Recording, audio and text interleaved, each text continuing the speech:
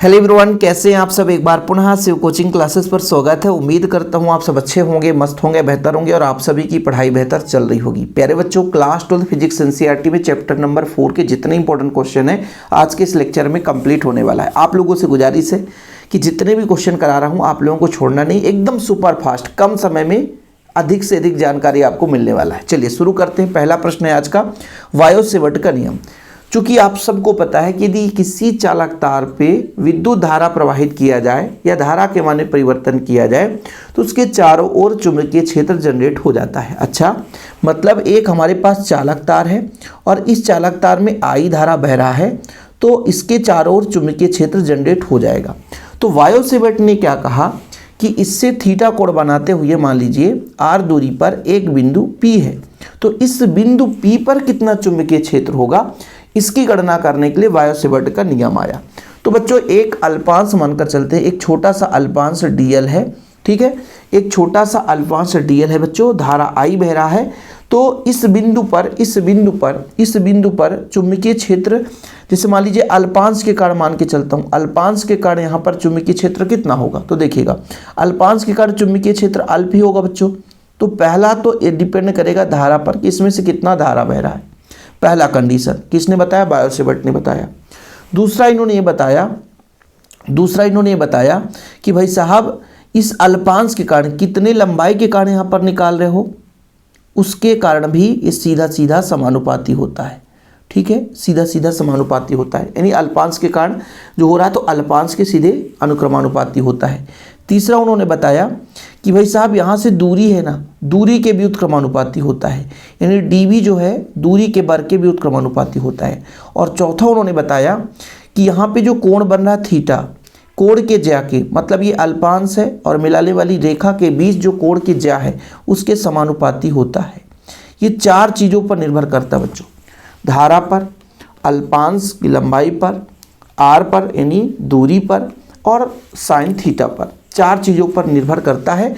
और चारों को मिला देंगे तो dv समानुपाती हो जाएगा I dl, फिर साइन थीटा और आर स्क्वायर नीचे हो जाएगा बच्चों।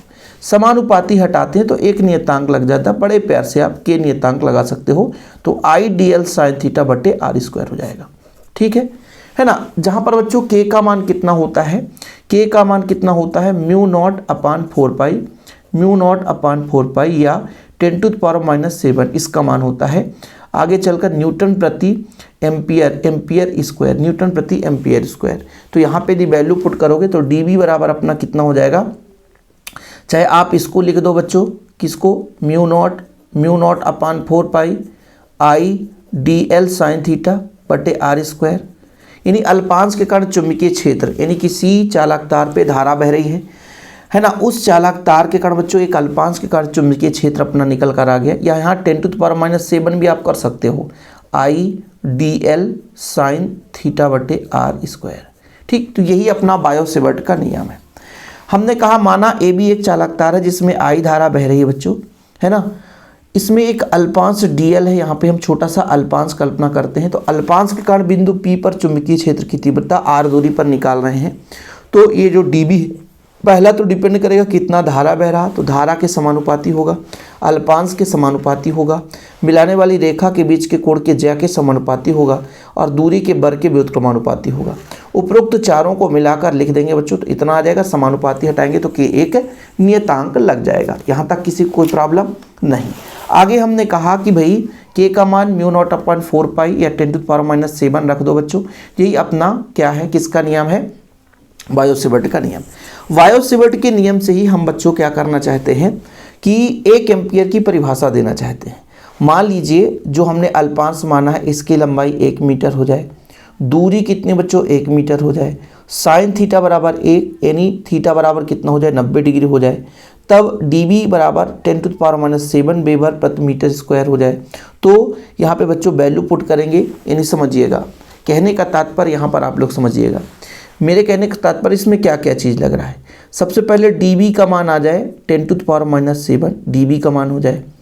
I बराबर बच्चों हमें नहीं पता है, I तो भाई हम 1 एम्पियर की परिभाषा निकालना चाहते हैं, लेकिन dl हो जाए 1 मीटर, डीएल हो जाए 1 मीटर, आर भी हो जाए 1 मीटर और साइन थीटा का मान हो जाए अपना 1 अर्थात थीटा बराबर 90 डिग्री। तो जब बच्चों यहाँ पर डी बी का मान 10⁻⁻7 हो जाएगा, यहाँ 10⁻⁻7 है ही है, आई का मान अपना निकालना है, डीएल का मान 1 हो जाएगा, साइन थीटा का मान 1 हो जाएगा, 1 का वर्ग हो जाएगा, कुल में 1 कट गया तो आई स्क्वायर बराबर 1 मतलब आई बराबर ±1 एकांक धारा कहला गया। यानी इससे निष्कर्ष निकला डी बी मतलब चुंबकीय क्षेत्र कितना है 10⁻⁻7, कितना मीटर दूरी पर स्थित है, अल्पांश लंबाई 1 मीटर है और बच्चों हमने कहा कि धारा जो बह रही है उस चालक तार से 1 मीटर दूरी पर वो बिंदु P भी है और थीटा बराबर 90 डिग्री लंबवत हो बच्चों, तब वहाँ पे जो धारा बहेगी वो 1 एम्पियर के बराबर होगी। देखिए 1 एम्पियर वह धारा है जो 1 मीटर त्रिज्या के 1 मीटर लंबाई के चाप में प्रवाहित करने पर धारा के केंद्र पर 10⁻⁻7 वेबर प्रति मीटर स्क्वायर का चुंबकीय क्षेत्र उत्पन्न करता है। यही चीज़ तो लिखा गया बच्चों कि भाई धारा 1 एम्पियर क्या है, कब 1 एम्पियर धारा है, 1 मीटर, डीएल लंबाई अल्पांश क्या बच्चों 1 मीटर, आर मतलब जो बिंदु है अल्पांश है, अल्पांश से दूरी है, मतलब एक प्रकार से कह भी सकते हैं यहाँ 1 मीटर का चाप काट देते हैं तो ये चाप हो जाता है कुल मिलाकर के, है ना। तो एम्पियर वह विद्युत धारा है जो 1 मीटर त्रिज्या, आर का मान भी 1 मीटर बच्चों, ठीक है, और 1 मीटर लंबाई अल्पांश जो है 1 मीटर लंबाई के चाप में प्रवाहित करने पर, मतलब ये चाप है छोटा सा अल्पांश है, 1 मीटर का ये भी है, 1 मीटर का ये भी है, तो 1 मीटर की लंबाई है ना, और बच्चों 1 मीटर त्रिज्या वाले 1 मीटर लंबाई के चाप में प्रवाहित करने पर चाप के केंद्र पर जो भी बच्चों अपना चुंबकीय क्षेत्र जनरेट होगा वही उसका व्यवहारिक रूप से एम्पियर की परिभाषा होगी। हालांकि एम्पियर की परिभाषा बहुत कम चांसेस है, लेकिन आ जाए तो बनना चाहिए। चलिए दूसरा प्रश्न की बात करते बच्चों, किसी वृत्तीय धारावाही कुंडली के केंद्र पर उत्पन्न चुंबकीय क्षेत्र की गणना करनी है। बड़ा सिंपल है बच्चों, पहले बोल कह रहा है वृत्ताकार कुंडली के केंद्र पर चुंबकीय क्षेत्र। वृत्ताकार कुंडली है, चलो हमने कहा एक वृत्ताकार कुंडली है, ये हमने वृत्ताकार कुंडली ले लिया और बच्चों इसको हम कई छोटे छोटे अल्पांश में बांट देते हैं, ठीक है, और इसकी त्रिज्या मान के चलते हैं, इसकी त्रिज्या बच्चों कितना 90 आर, और जो यहाँ पे बच्चों लंबवत निकलेगा तो कोण जो बनेगा वो 90 डिग्री बनेगा, चाहे ऊपर बनाओ चाहे नीचे। यहाँ पर बिंदु ओ ले लो, है ना, अल्पांश बच्चों कई अल्पांश आप ले सकते हो, कोई दिक्कत नहीं है।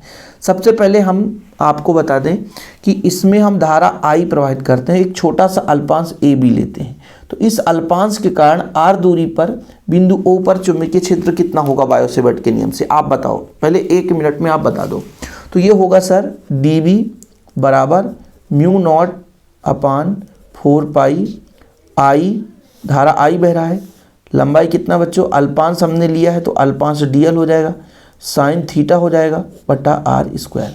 अब चूंकि ये लंबवत निकलता है तो कोण कितना बनेगा बच्चों, थीटा बराबर 90 डिग्री बनेगा, थीटा बराबर 90 डिग्री बनेगा, तो डी बी बराबर कितना हो जाएगा μ0/4π और आई डी एल बटा आर स्क्वायर। भाई साइन 90 का मान कितना होता है बताओ ना, साइन 90 का मान 1 होता है सर, तो यहाँ पर साइन 90 का मान रखेंगे तो इतना आ गया। ये बच्चों आप लोगों को ये किसी एक अल्पांश के कारण बात की जा रही है, किसी एक अल्पांश के कारण, और संपूर्ण के लिए निकालना है तो या तो समाकलन कर दो, संपूर्ण के लिए निकालना है या तो सबको योग कर दो, डी बी को योग कर दो, है ना, डीबी को योग कर, मतलब कई सारे अल्पांश के कारण हम देखो भाई एक अल्पांश, एक छोटे से अल्पांश के कारण बिंदु ओ पर चुंबकीय क्षेत्र आया, तो कई सारे अल्पांश है तो सभी अल्पांशों का योग करेंगे बच्चों। तो ये डीबी का मान कितना है μ0/4π आई डी एल बटा आर स्क्वायर, ठीक है। फिर बच्चों अब यहाँ से कुछ कांस्टेंट आ रहा है, क्या आ रहा है अपना μ0/4π आई अपान आर स्क्वायर बाहर आ गया, है ना, योग में डीएल है बच्चों, और ये डीएल क्या है, एक अल्पांश है, संपूर्ण के लिए ये अपना एक प्रकार से वृत्त का परिधि हो जाएगा, संपूर्ण के लिए वृत्त का क्या हो जाएगा, परिधि हो जाएगा, मतलब इसके जगह वृत्त का परिधि हो जाएगा, यानी μ0/4π, फिर बच्चों आई बटा आर स्क्वायर, और वृत्त का परिधि 2πr, वृत्त का परिधि 2πr। तो प्यारे बच्चों यहाँ पर आ सकता है एक आर से तो आर कैंसिल हो गया, ठीक है, पाई से तो पाई कैंसिल हो गया, 2 से 2 दूना 4 आ गया, यानी μ0 आई बटा 2r।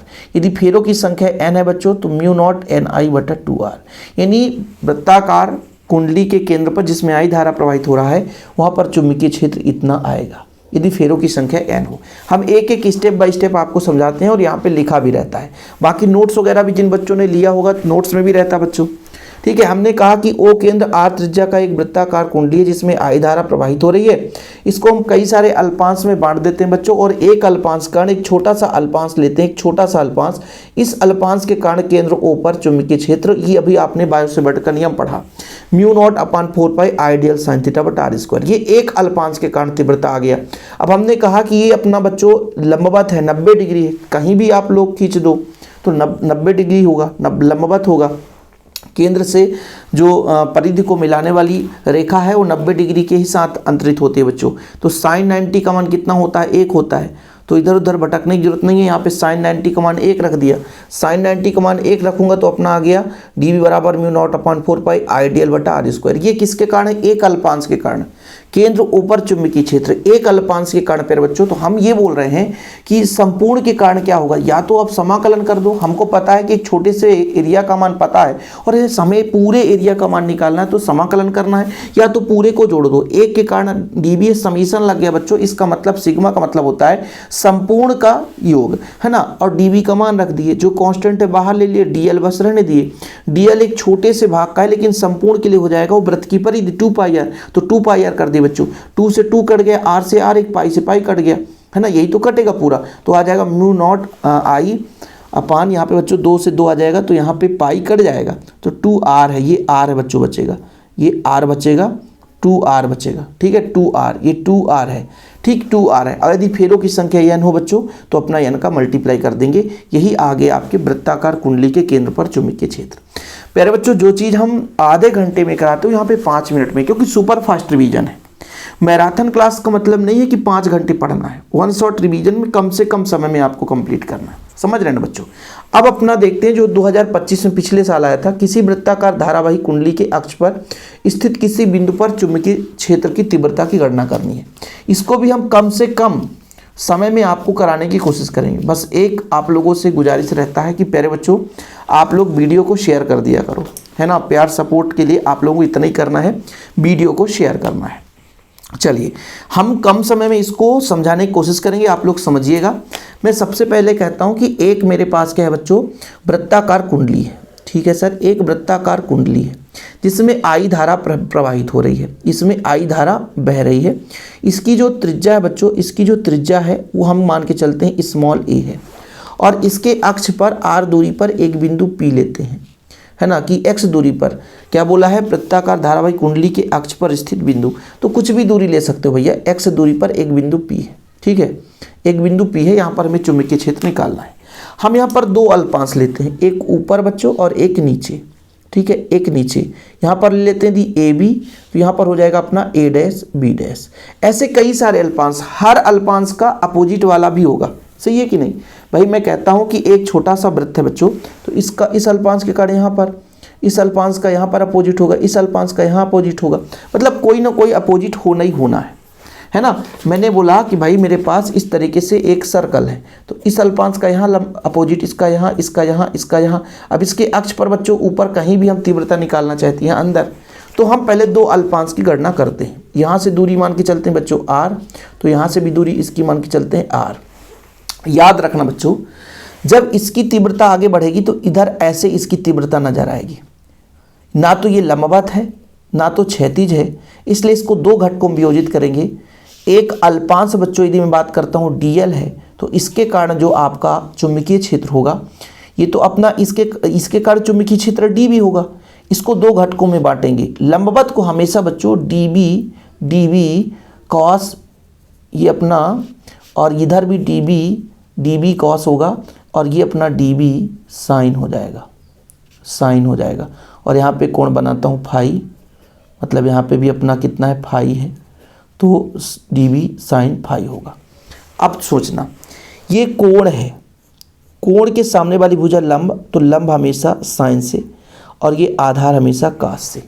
ऐसे बच्चों इसका इधर होगा ये db, इसको भी 2 घटकों में वियोजित करेंगे, तो यहाँ फाई है, ये कोण है बच्चों, कोण से जो भुजा लगा रहता है आधार, और आधार हमेशा कास से रिप्रेजेंट होता है। और बच्चों इसके कारण भी यहाँ पे होगा db साइन फाई। फिर से बता रहा हूँ, मैंने कहा कि एक धारावाही वृत्ताकार कुंडली है जिसमें I धारा प्रवाहित हो रही, r स्मॉल a इसकी त्रिज्या है, इससे x दूरी पर एक बिंदु P है जहाँ पर चुंबकीय क्षेत्र की गणना करनी है। यहाँ पर हमने दो अल्पांश ले लिया AB और A', अल्पांश AB के कारण चुंबकीय क्षेत्र dB होगा। ठीक है सर, मैं बात करता हूँ, यहाँ पे P है तो R दिशा में चला जाएगा। अब इस dB को दो घटक में वियोजित करेंगे तो कोण इधर बन रहा, कोण से जो लगी भुजा है वो आधार है और आधार हमेशा cos थीटा से डिफाइन होता है। ठीक है, ऐसे ही बच्चों यहाँ पर ये आधार है, यदि ये आधार है तो पक्का यहाँ पे लंब होगा, तो इस लंब को हम dB sin फाई से रिप्रेजेंट कर दिए। ठीक, ऐसे ही बच्चों अल्पांश A', B' के कारण आपका अल्पांश है जो कि dl ही होगा, यहाँ भी dl, समान अल्पांश ले रखे हैं तो इसकी जो चुंबकीय क्षेत्र dB है इसको भी दो घटक में बांटेंगे, dB cos फाई और dB sin फाई। अब बच्चों ध्यान रखना, यदि अपोजिट डायरेक्शन में बराबर चुंबकीय क्षेत्र तो वो तो कैंसिल हो जाएगा, केवल परिणामी चुंबकीय क्षेत्र इसके कारण निकल कर आएगा। ठीक है, ये चीज़ आप लोगों को फैक्ट की बात है, समझ के रखिएगा। ठीक, कोई दिक्कत? अच्छा, यदि मैं आपसे बोल दूं कि एक अल्पांश के कारण चुंबकीय क्षेत्र कितना होता है तो सर आपने अभी पढ़ाया तो μ0/4π IDL sin θ/r²। अब चूंकि थीटा बराबर 90 डिग्री, मैंने कहा कि किसी भी वृत्त के स्पर्श रेखा की बात करूं तो यहाँ पे जो स्पर्श रेखा आ रही है, इसको मिलाने वाली रेखा, यहाँ 90 डिग्री बनाता है बच्चों। स्पर्श रेखा हमेशा 90 डिग्री बनाता है, तो dB बराबर हो जाएगा μ0/4π IDL/r²। सर साइन थीटा में थीटा बराबर कितना कर दो, 90 डिग्री। ठीक है, बाकी बच्चों ये किसी भी अल्पांश के कारण अपना चुंबकीय क्षेत्र आ गया। अब हम एक अल्पांश ए भी माने तो इसको दो घटकों में वियोजित करेंगे, फिर दूसरा अल्पांश A', B' मानेंगे, इसको दो घटकों में वियोजित करेंगे। अंततः परिणामी जो चुंबकीय क्षेत्र आएगा B, वो किसके बराबर होगा बच्चों, वो केवल और केवल इसके dB sin फाई के। कहने का तात्पर्य क्या हुआ, कहने का तात्पर्य ये हुआ कि dB sin फाई यहाँ पे जितना भी आएगा क्षैतिज में, जितना इस अल्पांश के कारण भी, जैसे दो अल्पांश लिए तो 2 dB sin फाई आया, जितने अल्पांश होंगे सब का जो है केवल क्षैतिज वाला ही चुंबकीय क्षेत्र होगा। बाकी जैसे दो अल्पांश जितने भी लेते जाएंगे तो अपना जो ऊर्ध्वाधर होगा वो एक दूसरे के अपोजिट होगा, वो कैंसिल करता जाएगा, कैंसिल करता जाएगा, और कैंसिल कर देंगे तो उसकी कोई वैल्यू नहीं है बच्चों, कैंसिल करने पर उसकी कोई औकात नहीं रहती है। अच्छा, dB का मान यहाँ पे रख दो, तो dB का मान जब रखोगे प्यारे बच्चों तो μ0/4π IDL/r² और साइन फाई हो गया। अब बच्चों साइन फाई का वैल्यू आप निकाल सकते हो, कैसे? यहाँ पे बच्चों कोण है, साइन फाई का मान क्या होता है, लंब बटे कर्ण, ये लंब A है, कर्ण R है, तो बच्चों हो जाएगा A/r, यानी यहाँ पे वैल्यू पुट कर सकते हो आप लोग। तो जब वैल्यू पुट करोगे तो समीशन μ0/4π IDL/r² A/r, तो ये r³ हो जाएगा बच्चों, तो हो जाएगा अपना कितना, कुछ कांस्टेंट है उसे बाहर ले लो, जैसे अपना कांस्टेंट आ जाएगा μ0/4π IDL/r³। dl मत लो सर, a बस ले लो, dl रहने दो, ये dl, क्योंकि dl जो है ये एक अल्पांश की लंबाई है और समीशन लग गया मतलब पूरे वृत्ताकार भाग की लंबाई, और पूरे वृत्ताकार भाग की लंबाई का मतलब ये है कि μ0/4π IA हो गया बच्चों बटे r³, और ये हो जाएगा 2πr। 2πr की जगह 2πa कर दो, क्योंकि वृत्त की त्रिज्या a ले रखी है हमने, वृत्त की त्रिज्या a ले रखी है बच्चों। तो b बराबर कितना आ गया, μ0/4π I तो I है, a है बच्चों तो a² इंटू 2π, और r³ है तो r³ रहने दो। अब काट पीट दो कुछ सर, काट पीट दो, नहीं काटोगे, यही अपना b बराबर आ गया μ0/4π 2π IA² ये अपना चुंबकीय क्षेत्र आ गया। ठीक है, इतना चुंबकीय क्षेत्र आ गया। अब प्यारे बच्चों r का मान निकालना चाहता हूँ तो पाइथागोरस प्रमेय से, ये अपना लंब हो गया, ये आधार हो गया, कर्ण का वर्ग बराबर लंब का वर्ग धन आधार का वर्ग, मतलब बच्चों r² बराबर कितना हो जाएगा, a² + x², यानी r की जगह इसको हम रख सकते हैं। तो b बराबर आ जाएगा μ0/4π, है ना, μ0 पाई आई ए स्क्वायर और बच्चों ए स्क्वायर प्लस एक्स स्क्वायर का क्यूब हो जाएगा, क्यूब हो जाएगा आर का मान। सर क्यूब पहले से था तो कुछ गड़बड़ है, कुछ गड़बड़ मसाला नज़र आ रहा है मुझे। आर स्क्वायर का मान, तो भाई आर का मान निकालना है, आर का मान यहाँ से निकालना है, तो भाई ए स्क्वायर प्लस एक्स स्क्वायर का पावर 1/2, तो यहाँ बाई 2 हो जाएगा। अब ठीक है बच्चों, अब ठीक है ये लो, अब ठीक है ये लो, ठीक है। अच्छा यदि मान लीजिए x बहुत कम हो, x 0 हो, ख़त्म कर दो, तो b बराबर कितना बच्चा, μ0/4 पाई, x 0 हो तो 2 पाई आई ए स्क्वायर बटा बच्चों x 0 हो तो अपना a बचेगा, है ना, स्क्वायर है ही है, 3/2 हो जाएगा। इससे कट गया बच्चों, इससे कट गया, और फिर अपना 2 से ये भी कट गया, और फिर बच्चों 2 से 2 दूना 4 कट गया, पाई से पाई कट गया, मतलब कितना आया, म्यू नॉट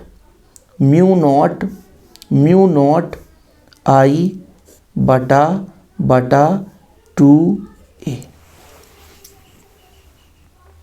कट गया, तो यही तो आया। अब फेरों की संख्या n है तो n का मल्टीप्लाई कर दो, फेरों की संख्या n है तो μ0 बटा 2a। ठीक, ये आ गया बच्चों, यानी कुंडली के लिए आ गया, खत्म कहानी। यानी केंद्र पर आ जाता है ना, जब x का मान 0 मतलब केंद्र पर, x का मान 0 हो गया मतलब केंद्र पर, और केंद्र पर तो इतना ही आएगा, इतना पहले भी हमने सिद्ध किया था। a है वहाँ पे अपना r लेते, क्योंकि यहाँ पे बस त्रिज्या a है बच्चों। ठीक, खत्म, 5 मिनट में खत्म नहीं, इसमें थोड़ा समय लग गया, इसमें समय लग गया, मैं ज़्यादा रिपीट नहीं करूँगा। मैंने बताया जो चीज़ यहाँ पे बना हुआ है, एक अपना वृत्ताकार कुंडली, एक अल्पांश नीचे ऊपर, यहाँ पर बच्चों फाई है तो dv 2 घटकों में वियोजित होगा, कास साइन, तो कास का अपोजिट खत्म, केवल साइन बस बचेगा। पूरा लंबा चौड़ा कहानी है। अल्पांश के कारण चुंबकीय क्षेत्र इतना होता है, कोण 90 डिग्री, इसलिए इसका मान इतना आ जाएगा।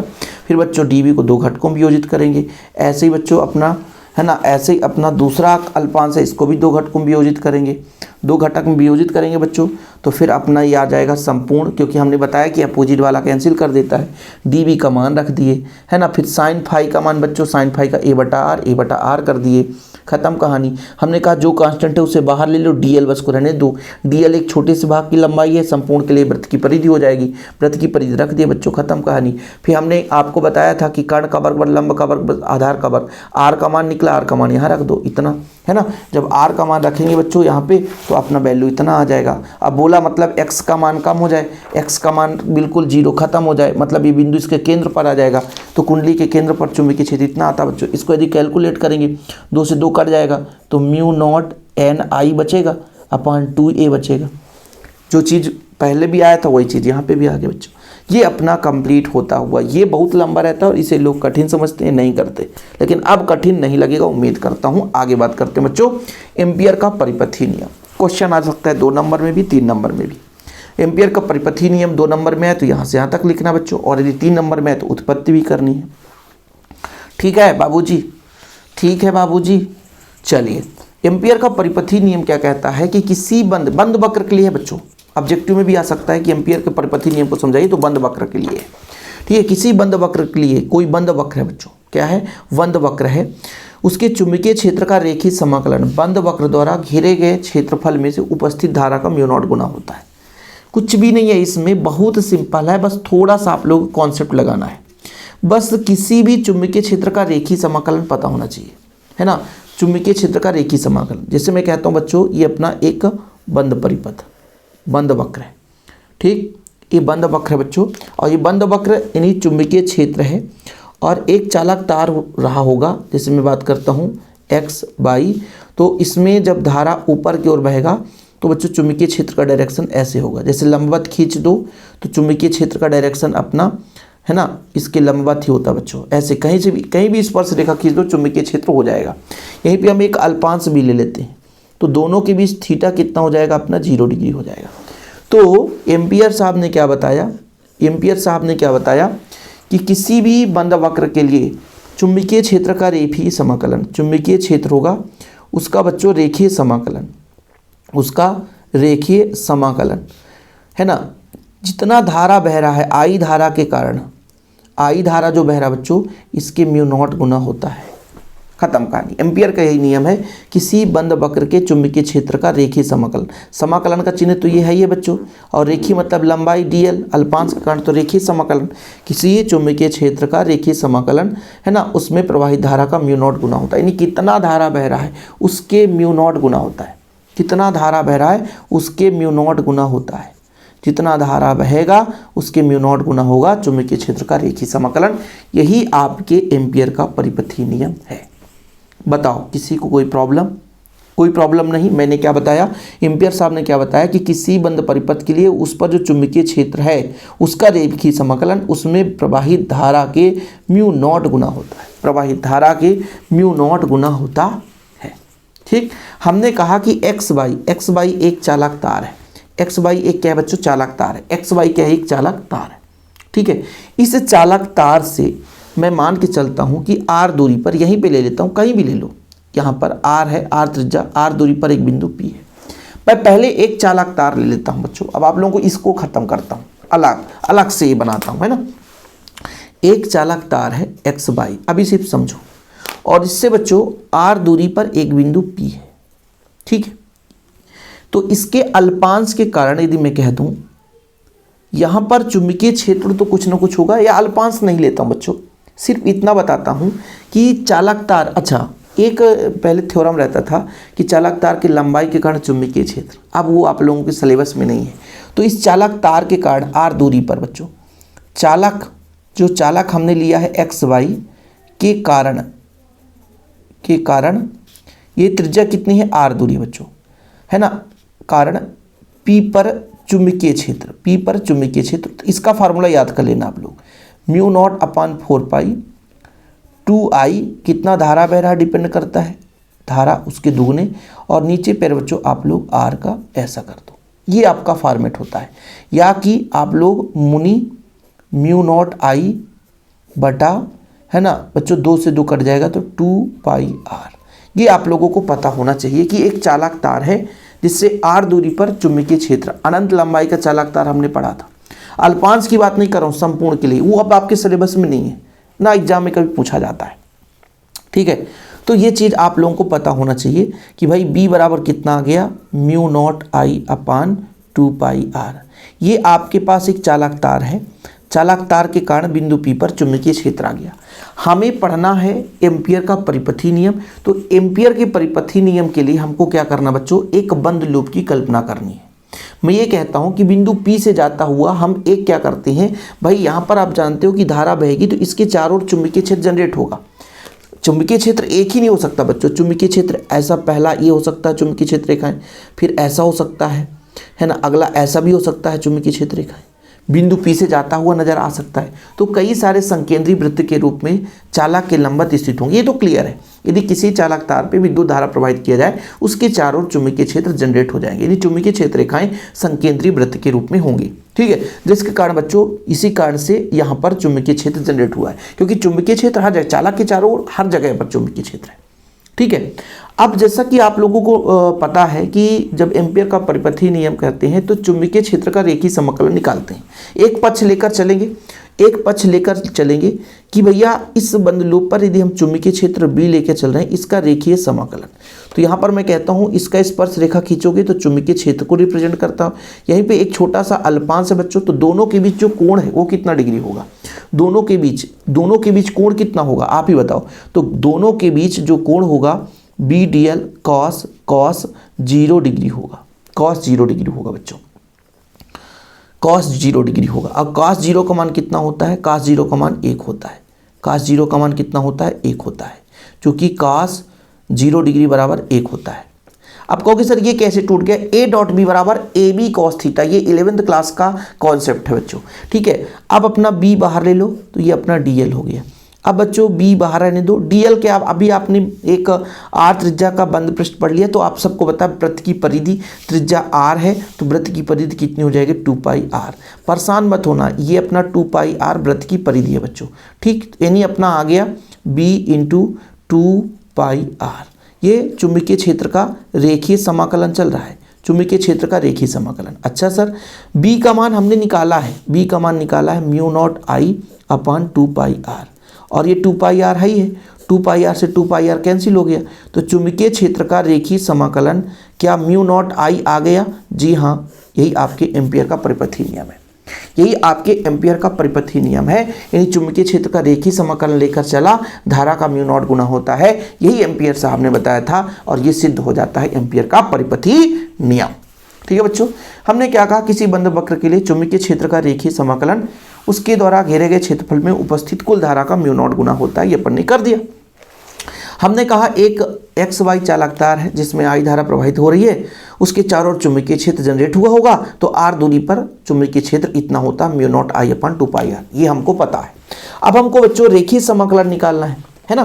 देखो, चुंबकीय क्षेत्र रेखा किसी बिंदु पर चुंबकीय क्षेत्र से स्पर्श करते हुए, इसको नहीं लिखना चल जाएगा, हम यहाँ पर बात करते हैं कि आर त्रिज्या के वृत्त बिंदु पी पर अल्पांश dl की कल्पना करते हैं। एक छोटा सा अल्पांश हमने यहाँ पर ले लिया, अल्पांश dl की कल्पना कर लिया। ठीक है, dl और b के बीच हमने बताया भी 0 डिग्री कोण बना है बच्चों।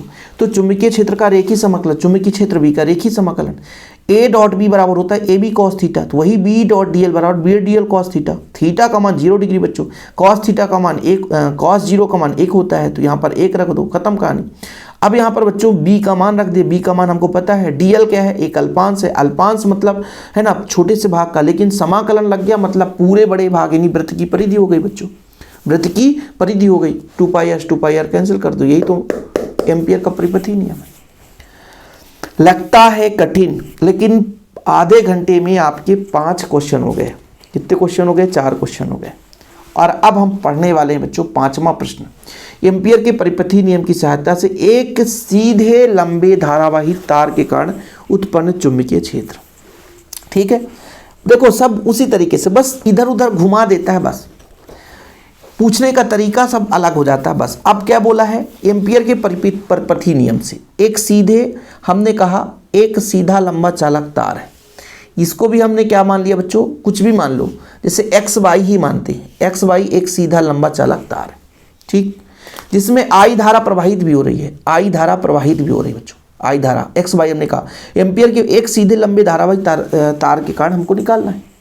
अब हम जानते हैं कि एम्पियर का परिपथीय नियम लगाना है तो एक बंद लूप बनाना पड़ेगा, त्रिज्या r मान के चलते हैं, यहाँ बिंदु P मान कर चलते हैं। इसके स्पर्श रेखा की बात करें तो चुंबकीय क्षेत्र को रिप्रेजेंट करेगा। यहाँ एक छोटा सा अल्पांश dl की बात करेंगे, दोनों के बीच थीटा बराबर 0 डिग्री होगा। एम्पियर का परिपथीय नियम ये कहता है कि हमने बंद लूप बना लिया, उसका चुंबकीय क्षेत्र होगा, उसका रेखीय समाकलन जो बंद लूप या क्षेत्रफल से जितना भी धारा है उसका म्यू नॉट गुना होता है। ये आपके एम्पियर का परिपथीय नियम है, इसमें आपको सिद्ध कर लिए।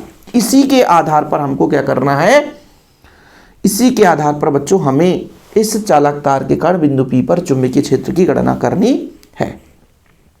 ठीक, कोई दिक्कत? अब आसानी से कर लेंगे, चिंता नहीं करो।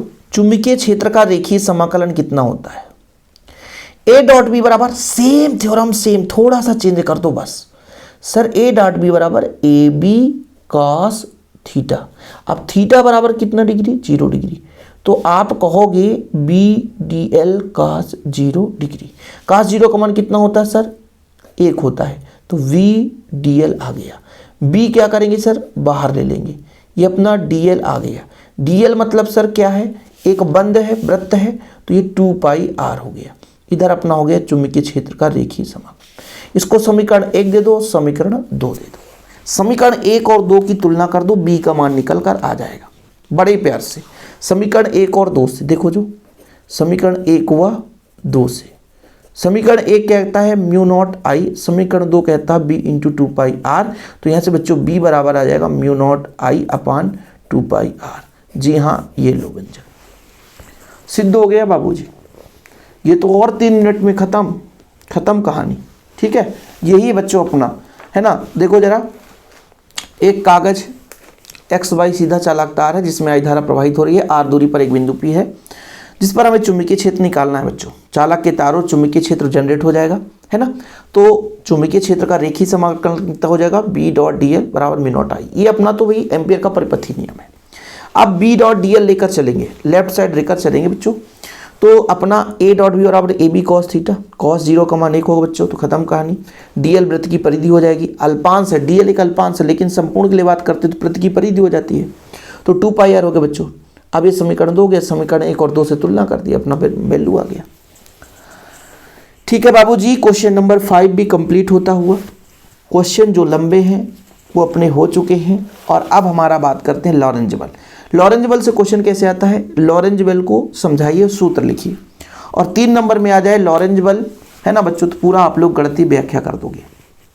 लॉरेंज बल यदि 3 नंबर में आ जाए तो पूरा का पूरा गणितीय व्याख्या करना पड़ेगा।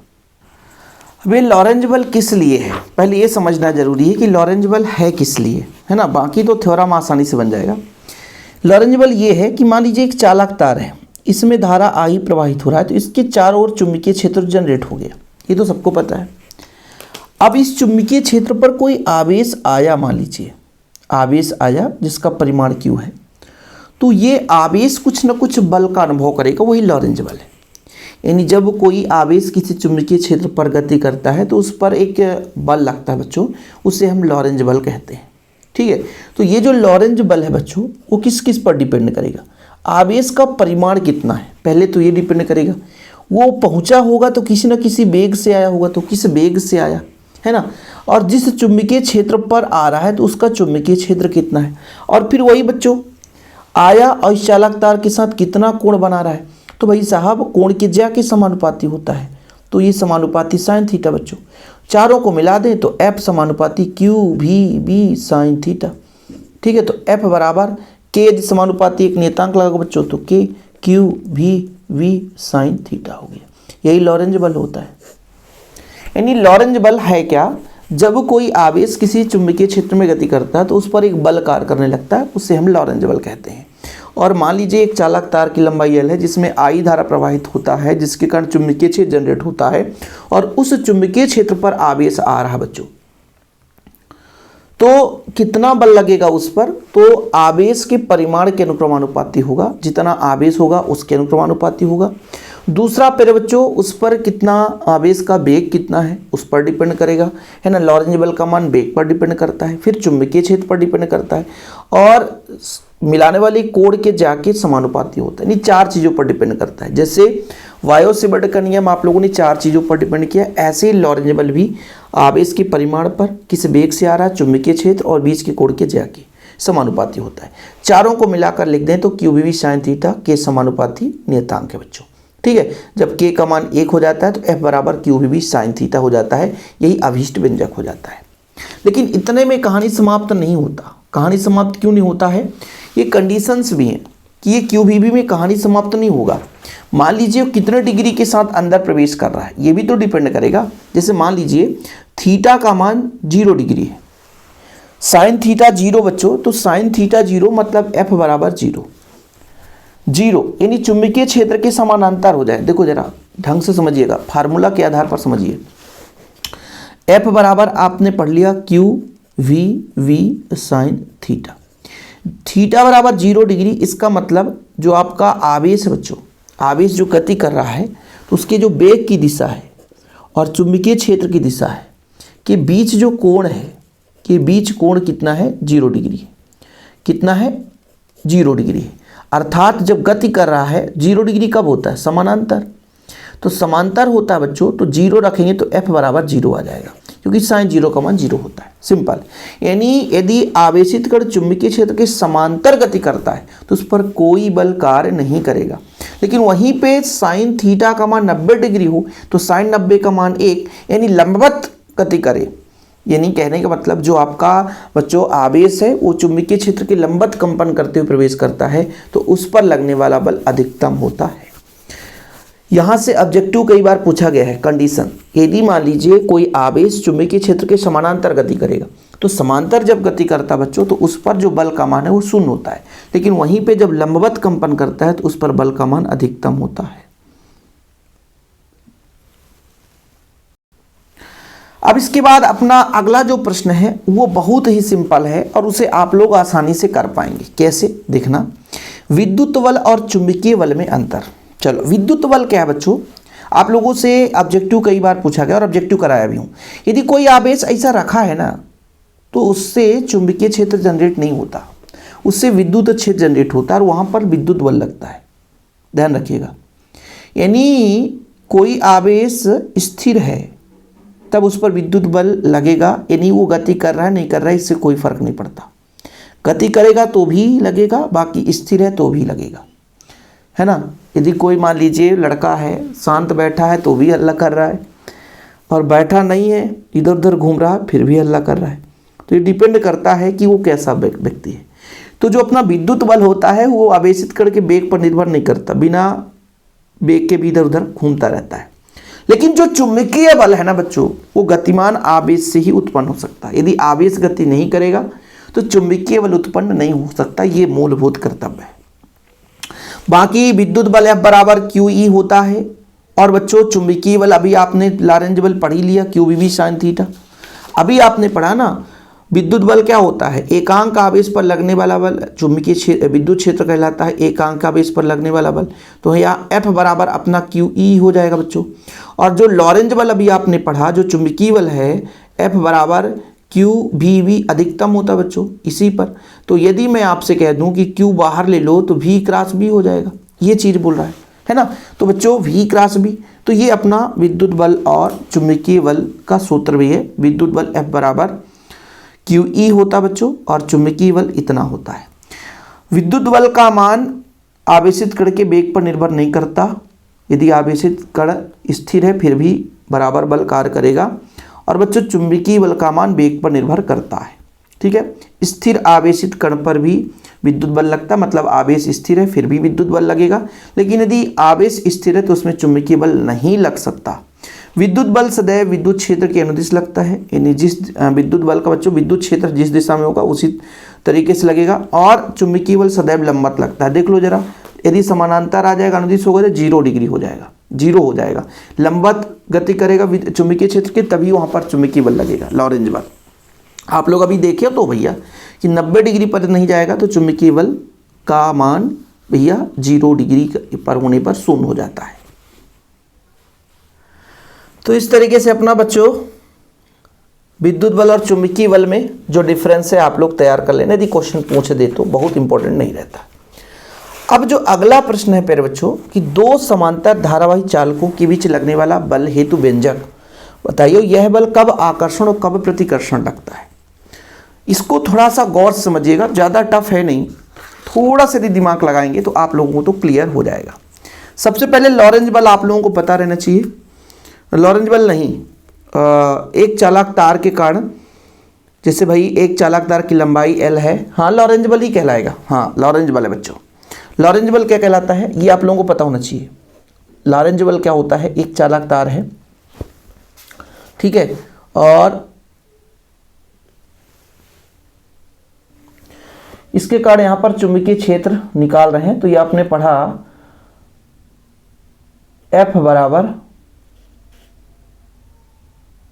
कोई आवेश आया तो QVV sin थीटा, ये तो लॉरेंज बल है बच्चों। इसका सूत्र लग सकता है क्या, इसका जरूरत नहीं पड़ेगा।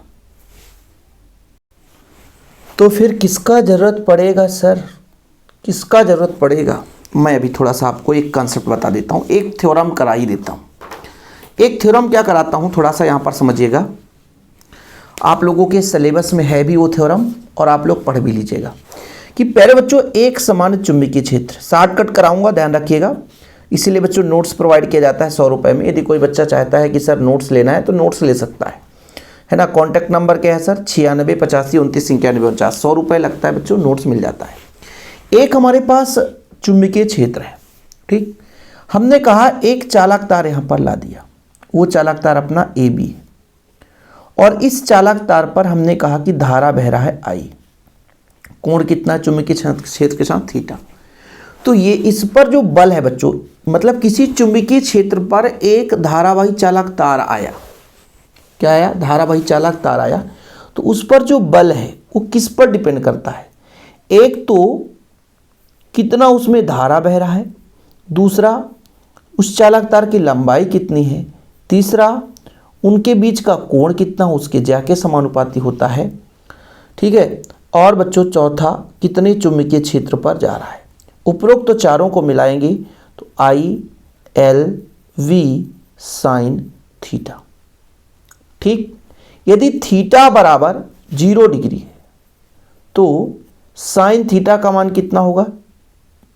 साइन थीटा का मान 0 होगा, यानी F बराबर 0 होगा। ये तो क्लियर है भाई। समानुपाती हटाएंगे तो ऐसा मत सोचना कि सर समानुपाती ILV साइन थीटा है, ठीक है, जहां K का मान 1 रख देंगे। अब यदि बच्चों ये लंबवत होता, थीटा बराबर 90 डिग्री होता, तो साइन 90 का मान 1 होता है, तो F बराबर ILV। ये फार्मूला आप लोगों को जरूरत पड़ेगा। और अपना एक थ्योरम हो गया, अपना प्यारे बच्चों एक थ्योरम हो गया,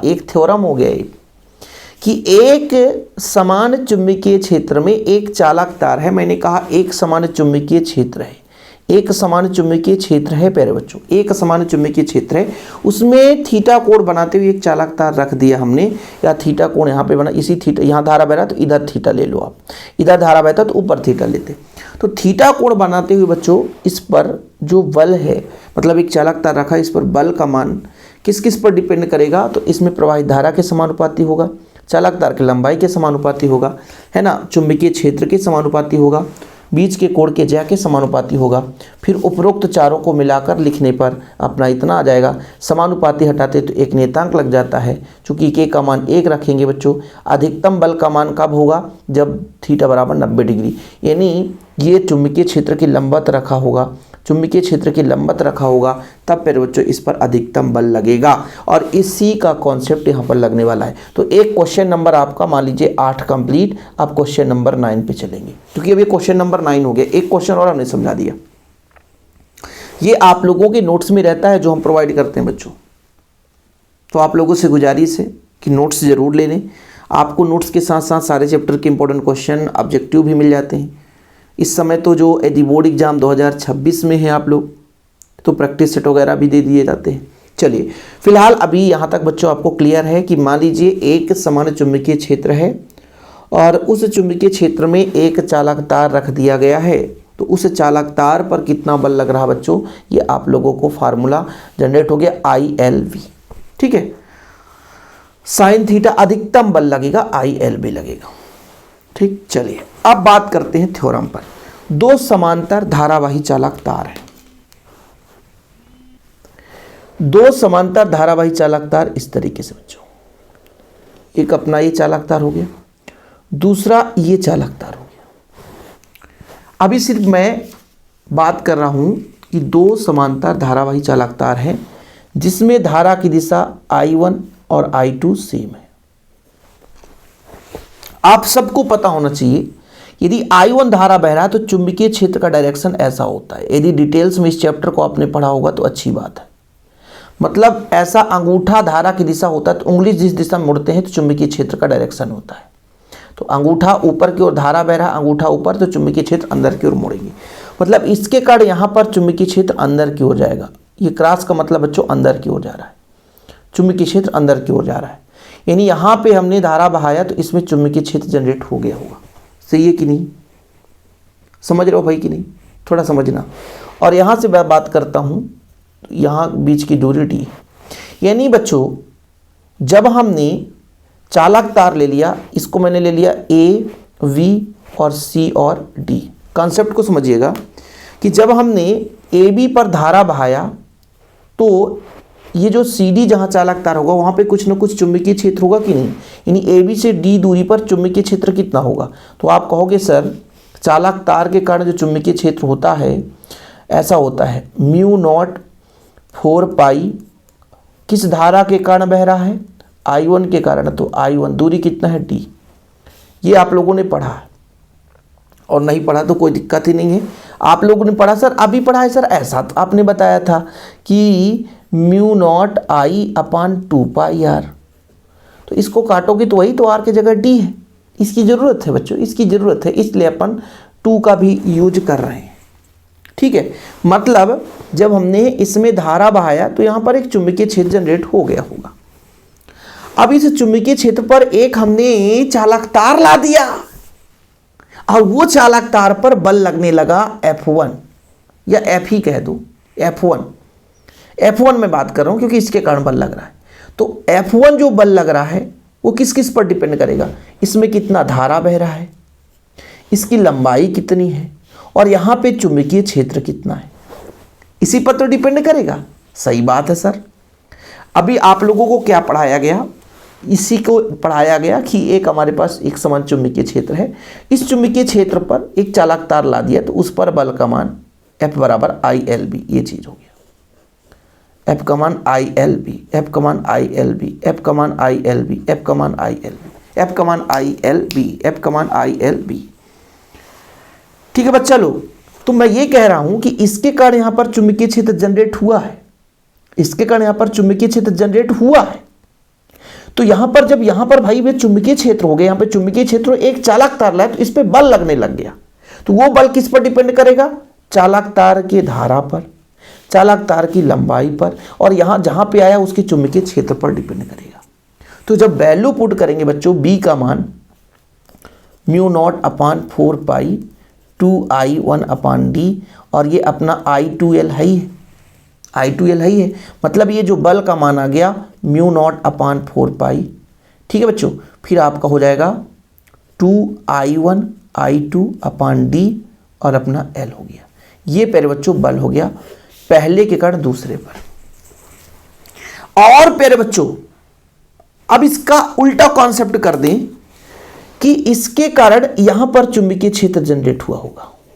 मतलब अब जब हम इसको अब इसमें नहीं बात कर रहे हैं, अब इसके कारण बात कर रहे हैं। मैं ये कह रहा हूं कि जैसे ही हमने I2 धारा प्रवाहित किया तो भी तो यहां पर भाई साहब बल लगेगा और यहां पर चुंबकीय क्षेत्र जनरेट होगा। तो I2 धारा के कारण दूसरे के कारण यहां पर चुंबकीय क्षेत्र कितना होगा बताओ, पहले आप ये बता दो। तो ये आप लोग कहोगे सर μ0/4π, इस बार 2I2 कर दो बटा d, दूरी तो d है, मतलब जब हमने दूसरे चालक तार पर CD पर धारा प्रवाहित किया तो इसके कारण चुंबकीय क्षेत्र, इस बार चुंबकीय क्षेत्र बाहर की ओर, ये ऊपर की ओर आएगा बच्चों, चुंबकीय क्षेत्र ऊपर की, क्योंकि यहां से जा रहा था तो ऊपर की ओर आता है, इधर से था तो अंदर की ओर जा रहा था तो चुंबकीय क्षेत्र अंदर, लेकिन इसके कारण बाहर की ओर आएगा।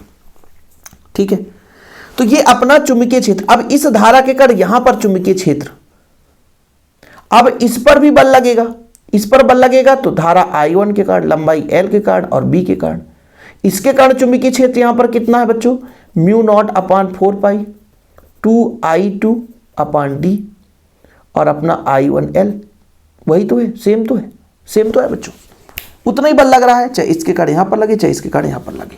ठीक, तो बच्चों मैंने आपको बड़े बारीकी से समझाया कि AB और CD दो समांतर धारावाही चालक तार हैं जो एक दूसरे d दूरी पर स्थित है। AB में I1 धारा प्रवाहित करते हैं तो चारों चुंबकीय क्षेत्र जनरेट हो जाता है। मैंने कहा AB में I1 धारा बह रहा है, ठीक है सर, I1 धारा चुंबकीय क्षेत्र जनरेट हो गया, तो इससे यहां पर d दूरी पर चुंबकीय क्षेत्र कितना होगा, तो ये आप लोगों को बताया μ0/4π 2I1, ये I1 बच्चों क्योंकि I1 के कारण उत्पन्न हो रहा है ना, बटा d। ठीक सर, अब मैंने कहा कि I1 पे मतलब AB पे I1 धारा प्रवाहित किया, इसके कारण चुंबकीय क्षेत्र जनरेट हुआ और इसी के चुंबकीय क्षेत्र पर बच्चों आया कौन, दूसरा चालक तार, उस समय बल लगेगा। यानी एक समान चुंबकीय क्षेत्र पर बल जो लगता है वो बच्चों ILB होता है। ILB बार बार बता रहा हूं, ये ILB कहां से है बच्चों, ILB मतलब एक चुंबकीय क्षेत्र जनरेट हो गया I1 के कारण, तो जो चालक तारा है उसमें I2 धारा बह रहा है, उसकी लंबाई L है और B कितना बच्चों, किसके कारण है, I1 के कारण है, तो B का मान रख दिया तो ये अपना पहला बल आ गया। और सेम टू सेम बच्चों दूसरे कारण भी लगेगा। लेकिन यदि क्वेश्चन आ गया कि प्रति एकांक लंबाई पर लगने वाला बल, तो एकांक लंबाई की बात करेंगे तो एकांक लंबाई में लगने वाला बल यानी F/L, एकांक लंबाई पर लगने वाला बल। यदि क्वेश्चन आ गया एकांक लंबाई पर लगने वाला बल बच्चों, तो L/F मतलब F/L हो जाएगा, तो L से L कट जाएगा, आंसर आ जाएगा। अब याद रखिएगा बच्चों, यदि धारा, यहां पर मैं एक कंसेप्ट आपको बता देता हूं कि यदि धारा की दिशा सेम है, अब फ्लेमिंग के बाएं हाथ का नियम यहां पे नहीं समझोगे तो भी चल जाएगा। धारा की दिशा यदि समान है बच्चों तो एक दूसरे को आकर्षित करेंगे, धारा की दिशा विपरीत है तो फ्लेमिंग के बाएं हाथ के नियम अनुसार एक दूसरे को प्रतिकर्षित करेंगे। धारा की दिशा एक समान है तो एक दूसरे को आकर्षित करेंगे, यदि धारा का दिशा बच्चों अपना अलग अलग है तो एक दूसरे को प्रतिकर्षित करेंगे। ठीक, अब आप लोगों के लिए बच्चों एक क्वेश्चन है और वो क्वेश्चन बड़े गौर से आप लोग समझिएगा मैं क्या बोलने वाला हूं। ठीक है, वो है आप लोगों के लिए चल कुंडली धारा मापी। क्या है बच्चों, एक क्वेश्चन दे रहा हूं। क्वेश्चन है चल कुंडली धारा मापी। इसका सिद्धांत, ठीक है, कार्यविधि, नामांकित चित्र, ये आप लोगों को पढ़ना है। ये होमवर्क है भाई। जब मैं 9 क्वेश्चन आपको करा सकता हूं, 9 क्वेश्चन हो गए टोटल बच्चों, 9 क्वेश्चन, तो आप लोग एक क्वेश्चन कर सकते हो कि नहीं बताओ? लास्ट में एक क्वेश्चन कर सकते हो कि नहीं कर सकते हो? कर सकते हो आसानी से, ठीक है, कोई दिक्कत? अब थोड़ा सा मैं एक आध क्वेश्चन और चर्चा कर लेता हूं। एम्पियर का परिपथी नियम, एम्पियर का परिपथी नियम, एम्पियर का परिपथी नियम ये कहता है कि यहां पर बच्चों एक चुंबक रखा हुआ है, नॉर्थ है, ये साउथ, ये व्यक्ति है, इसके 2 हाथ हैं, इसके मुख की ओर बच्चों ये बायां हाथ होगा, इधर मुख किया हुआ है, और ये ऐसे तैर रहा है। ये अभी ऐसे जा रहा है, फिर ऐसे जाएगा, फिर मान लीजिए ऐसे तैर रहा है। तो जब ऊपर की ओर ये तैर रहा बच्चों, चुंबकीय सुई इधर है, तो यदि मान लीजिए जिधर धारा बह रहा उस दिशा पे मुख किया हुआ है और ऊपर की ओर तैर रहा है, तो नॉर्थ जो है बच्चों इसके बाएं हाथ की ओर मुड़ जाता है। ये एम्पियर के परिपथी नियम है। एम्पियर का परिपथी, सॉरी, एम्पियर के तैरने का नियम। अरे यार, परिपथी नियम तो पढ़ा दिया ना। तैरने का नियम कि दोनों हाथ ऊपर करके जिस दिशा में धारा बह रही है उस दिशा में वो बह रहा है, तो इस धारा का चुंबकीय क्षेत्र का डायरेक्शन बच्चों एन उसके बाएं हाथ की ओर मुड़ जाता है, यानी एन जो है उसके बाएं हाथ की ओर मुड़ जाता है। यही एम्पियर के तैरने का नियम है। फिर बच्चों आप लोग मैक्सवेल के दक्षिणवर्ती क्रूक पेंच का नियम बताओ। तो उन्होंने बोला कि दक्षिणावर्ती कार्क पेंच को इस तरह घुमाओ कि जिस दिशा में घुमा रहे बच्चों, जैसे मान लीजिए कार्क पेंच है, इसके हाथ के अंगूठा से घुमाना है, ठीक है, हाथ के अंगूठा से घुमाना है। तो जिस दिशा में हाथ के अंगूठे को घुमाना पड़ता है वही उसके चुंबकीय क्षेत्र का डायरेक्शन होता है। ऐसे घुमाएंगे, ऐसे ऐसे ऐसे। मैक्सवेल का दक्षिणावर्ती कार्क पेंच का नियम क्वेश्चन दिया जाए तो बनना चाहिए, ध्यान रखना। बोला गया कि मान लीजिए स्क्रू है बच्चों, यहाँ से स्क्रू खोलते हैं, है ना, पेंच को घुमाते हैं, ठीक, और धारा इसी दिशा में आगे की ओर बढ़ता है। तो बच्चों इसको हमको कार के पेंच को इस तरह घुमाएं कि वो विद्युत धारा की दिशा में आगे की ओर बढ़े, आगे की ओर, पीछे की ओर नहीं, आगे की ओर बढ़े। तो इसको आगे की ओर बढ़ाने के लिए अंगूठा को जिस दिशा में, ऐसा है ना, ऐसे घुमाना पड़ता है। जिस दिशा में घुमाते बच्चों वो उसके चुंबकीय क्षेत्र की दिशा को बताता है, ठीक है। बाकी लॉरेंज बल यदि 1 नंबर में क्वेश्चन आएगा तो बन जाएगा बच्चों। यदि मान लीजिए आप लोगों से एम्पियर का परिपथी नियम आएगा तो बन जाना चाहिए। फैक्ट के क्वेश्चन आएंगे तो बन जाएंगे। बाकी फ्लेमिंग के बाएं हाथ का नियम, फ्लेमिंग के बाएं हाथ का नियम, बाएं हाथ का नियम, ठीक, पढ़ लेना आप लोग। जैसे आप लोगों को मैंने एक होमवर्क दिया कि चल कुंडली धारा मापी का सिद्धांत। अब आप लोगों को लगेगा कि सर हमारे पास नोट्स भी नहीं, हम कैसे पढ़ेंगे? तो आप लोग सर्च करना चल कुंडली धारा मापी by Shiv sir. Shiv coaching classes लिख देना, आपको हर वर्ष का लेक्चर मिलेगा और बढ़िया बारीकी से समझ लेना। फिलहाल अभी के लिए इतना ही। वीडियो पसंद आए तो लाइक करके शेयर करें। चैनल पे पहली बार आए हैं, चैनल को सब्सक्राइब कर लें बच्चों। जय हिंद, वंदे मातरम।